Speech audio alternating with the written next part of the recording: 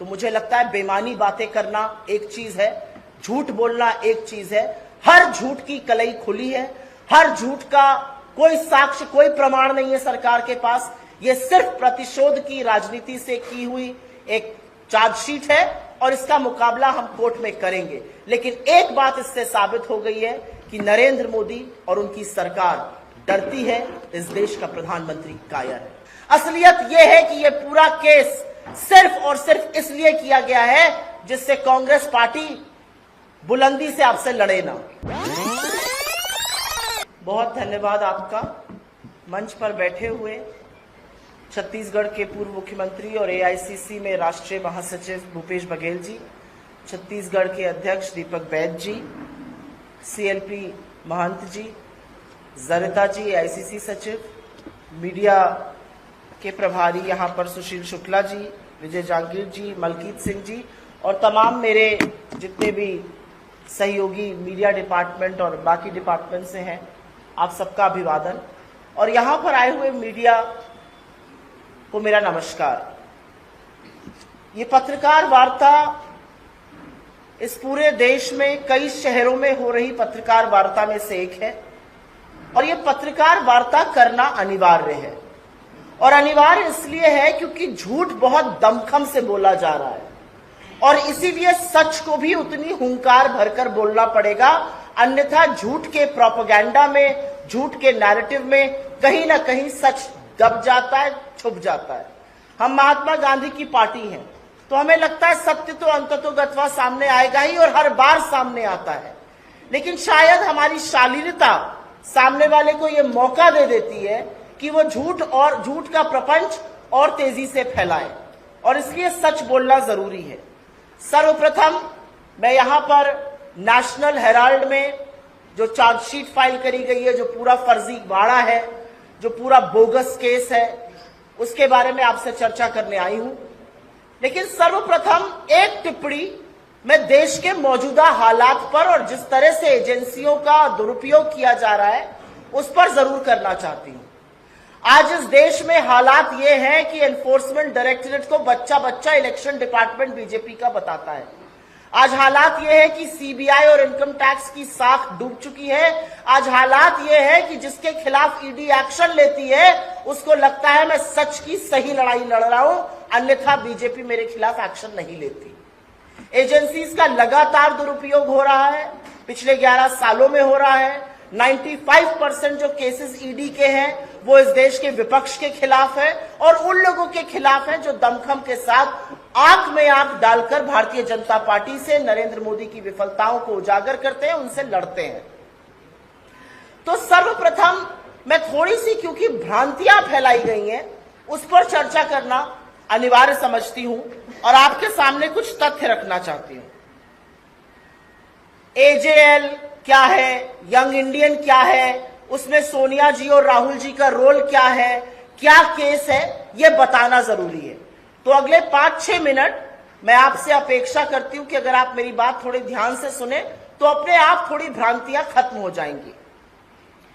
इस देश की जंगे आजादी के दौरान जब अखबारों पर जबरदस्त अत्याचार हो रहा था या वो ब्रिटानिया हुकूमत के प्रभाव में थे, तब हिंदुस्तान की सबसे मुखर आवाज बनने का काम नेशनल हेराल्ड और नवजीवन जैसे अखबारों ने किया।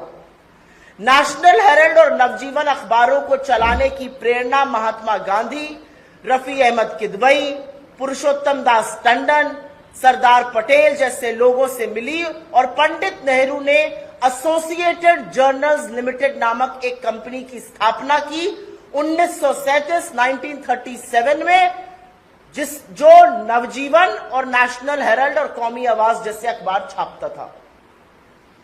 असलियत यह है कि ब्रिटिश हुकूमत भी नेशनल हेराल्ड से उतना ही चिढ़ती थी जितना मोदी जी चिढ़ते हैं।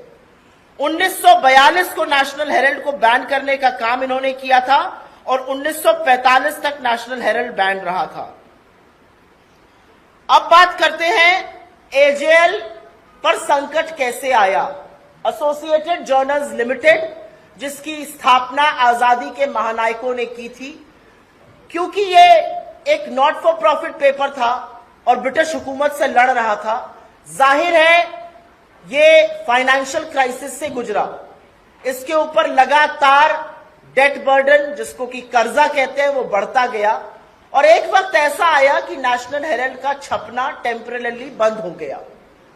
नेशनल हेराल्ड कर्ज में डूबा और तब कांग्रेस पार्टी ने, और यह बात ध्यान से सुनिएगा क्योंकि यहां पर झूठ नंबर 1 बोला जाता है, तब कांग्रेस पार्टी ने नेशनल हेराल्ड की कंपनी एसोसिएटेड जर्नल्स लिमिटेड को 90 करोड़ का लोन दिया। यह लोन एक साथ नहीं दिया गया, यह लोन 100 बैंक ट्रांजैक्शन और चेक के माध्यम से दिया गया। इसका सारा ब्यौरा, इसका स्टेटमेंट हमारे जो पार्टी का स्टेटमेंट है उसमें है, जो पीपल्स ऑफ रिप्रेजेंटेशन एक्ट के अंतर्गत हम हर साल ईसी को देते हैं। यह लोन 90 करोड़ का था, 100 बैंक ट्रांजैक्शंस और चेक के माध्यम से दिया गया। लेकिन क्योंकि एजेएल पर बहुत ज्यादा कर्ज था, और इस लोन का क्या उपयोग हुआ, इस लोन से एजेएल के जो कर्मचारी थे उनको वीआरएस का पैसा, उनका प्रोविडेंट फंड, उनकी ग्रेच्युटी, उनकी रुकी हुई सैलरी, इलेक्ट्रिसिटी बिल इत्यादि पे किए गए। लेकिन कोई भी कंपनी, और आप में से जो थोड़ा बहुत आर्थिक जगत से संबंध रखते हैं, कोई भी कंपनी अगर कर्ज के तले दबी हुई है तो वो नहीं चल सकती है।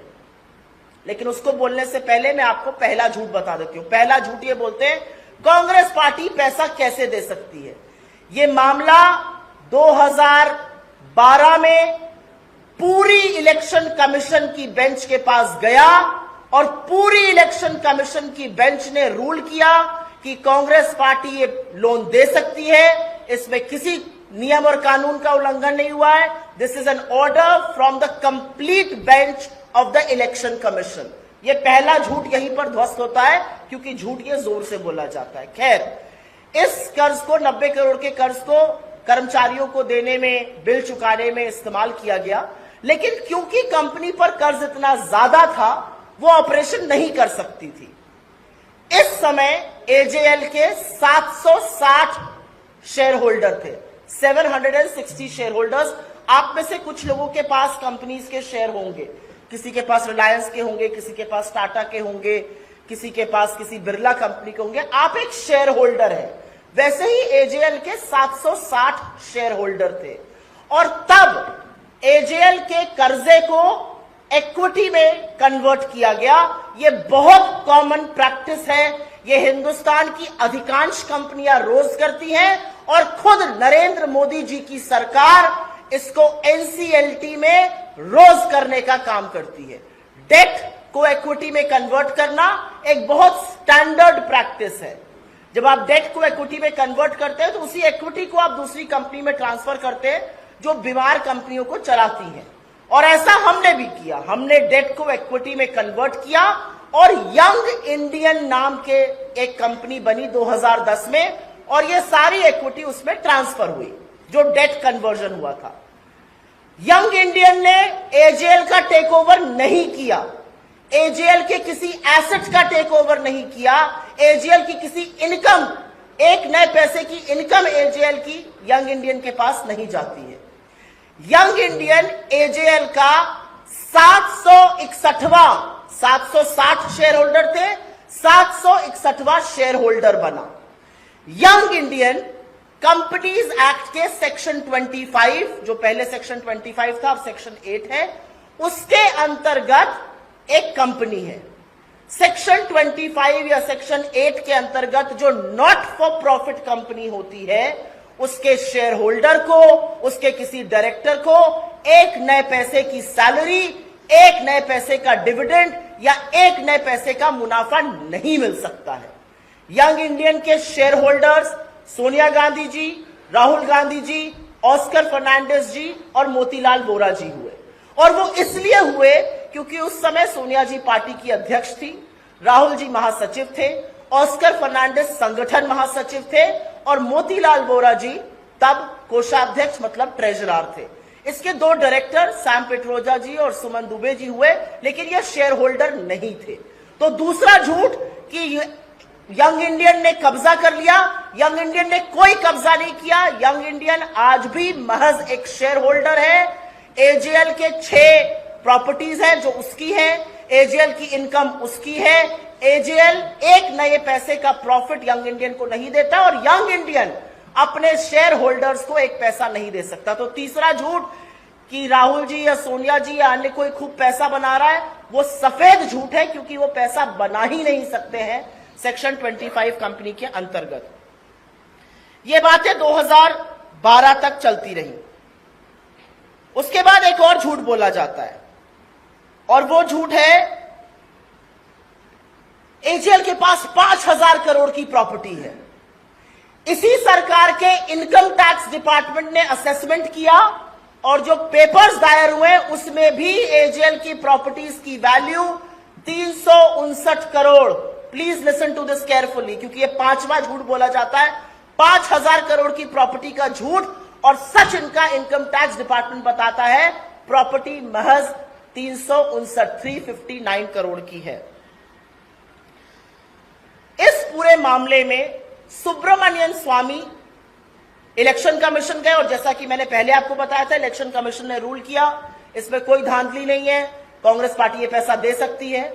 उसके बाद सुब्रमण्यन स्वामी ने बीजेपी के इलेक्शन डिपार्टमेंट एनफोर्समेंट डायरेक्टरेट को लगातार मनी लॉन्ड्रिंग का केस लिखने की चिट्ठियां लिखी।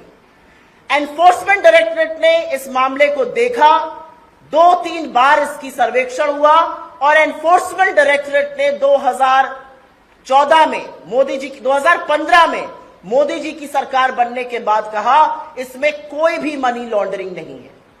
और यह कितनी हास्यास्पद बात है कि यह पूरी चार्जशीट उस केस में दायर हुई है, मनी लॉन्ड्रिंग के चार्जेस लगाए गए हैं जहां पर एक पैसे का लेन देन, एक प्रॉपर्टी का इधर से उधर, एक प्रॉपर्टी का या एसेट ओनरशिप ट्रांसफर नहीं हुई है। खैर, एनफोर्समेंट डायरेक्टरेट ने कहा इसमें कोई मनी लॉन्ड्रिंग केस नहीं है। यह अलग बात है कि उस डायरेक्टर को तुरंत बीजेपी ने 2015 में हटा दिया, तब डायरेक्टर कटोच थे, उनको हटाकर स्पेशल डायरेक्टर अपने लोगों को डालने की कोशिश हुई। वो डायरेक्टर जिनको तमाम बार एक्सटेंशन मिला और उनका क्या आर्थिक पृष्ठभूमि है मुझे नहीं पता, लेकिन आज वो पीएम की इकोनॉमिक एडवाइजरी काउंसिल में मिश्रा जी मेंबर है। तो ये सारा घोलमाल बीजेपी ने किया। खैर, 2013 से 2020 तक सुब्रमण्यन स्वामी ने इस पूरी कवायद करी, कोर्ट में इस पर मुकदमा लड़ा। लेकिन 2020 में जब सुब्रमण्यन स्वामी को हमारे लॉयर्स ने क्वेश्चन शुरू किया तो खुद स्वामी ने हाई कोर्ट से अपने ही केस में स्टे ले लिया।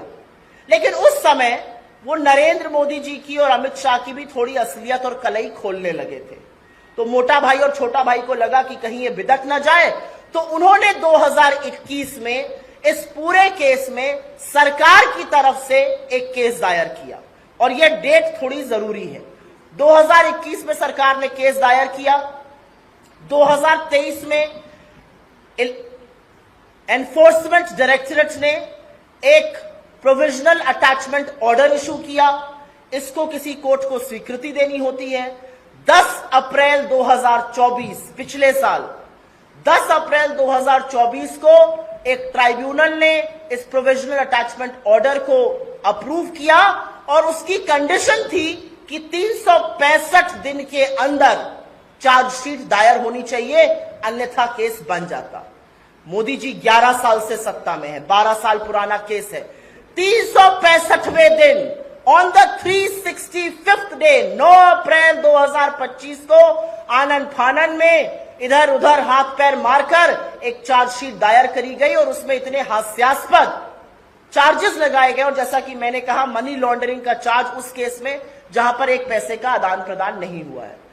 हम इस पूरे चार्ज से, हम इस पूरे केस से कोर्ट में तो निपट ही लेंगे, लेकिन जिस तरह से सरकार ने इसमें अपना प्रतिशोध की राजनीति दिखाई है, जिस तरह से सरकार ने बार बार ओछी बदले की भावना से काम किया है, वो आज दुनिया के सामने है। आप जी हजूर सत्ता में बैठे हैं, 365वें दिन आप इसलिए चार्जशीट दायर करते हैं क्योंकि आपके पास न तथ्य है, न साक्ष्य है, न सबूत है। असलियत यह है कि यह पूरा केस सिर्फ और सिर्फ इसलिए किया गया है जिससे कांग्रेस पार्टी बुलंदी से आपसे लड़े ना।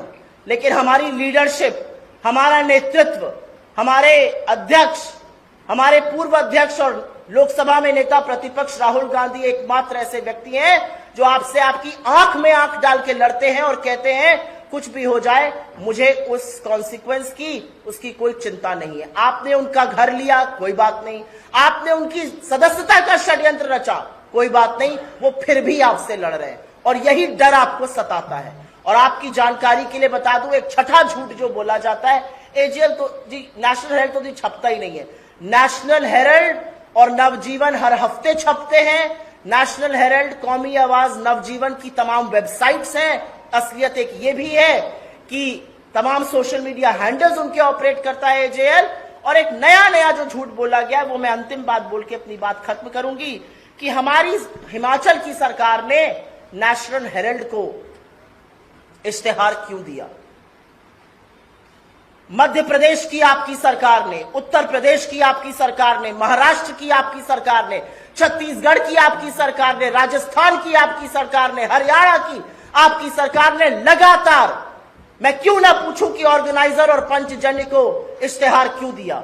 और आप में से कुछ लोग, आप नहीं, आपके जो साथी स्टूडियो में बैठकर बड़ी बड़ी बातें करते हैं और इस पर सवाल उठाते हैं, आपकी सैलरी भी सरकार के उन्हीं इश्तेहारों से आती है जो आपके चैनल में दिए जाते हैं और आपकी आवाजों को दबाया जाता है। तो मुझे लगता है बेमानी बातें करना एक चीज है, झूठ बोलना एक चीज है। हर झूठ की कलई खुली है, हर झूठ का कोई साक्ष्य, कोई प्रमाण नहीं है सरकार के पास। यह सिर्फ प्रतिशोध की राजनीति से की हुई एक चार्जशीट है और इसका मुकाबला हम कोर्ट में करेंगे। लेकिन एक बात इससे साबित हो गई है कि नरेंद्र मोदी और उनकी सरकार डरती है, इस देश का प्रधानमंत्री कायर है। धन्यवाद।